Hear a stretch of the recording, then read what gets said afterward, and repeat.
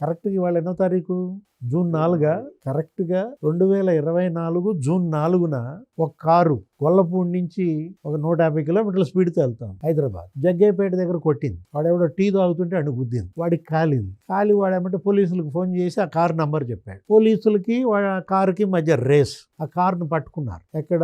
నానక్రామ్ గూడ దగ్గర తెలియదు విల్లా. ఆ కారులో రసీదులు దొరికాయి, బంగారం కొన్న రసీదులు. ఒట్టి రసీదుల కోసం ఒక మనిషిని గుద్ది పారిపోయి వచ్చారు అక్కడి నుంచి. ఇంకా ఫైల్స్ ఉన్నాయి దాని నిండా. అంటే ప్రభుత్వం ఓడిపోయింది, జగన్మోహన్ రెడ్డి దిగిపోయాడు, ఫలితాలు వచ్చాయి, చంద్రబాబు ప్రమాణ స్వీకారం. ఆ కారు ఎవరిది? వాసుదేవరెడ్డి, ఆ బేవరేజెస్ కార్పొరేషన్ A2 వాసుదేవరెడ్డి అనుకుంటా.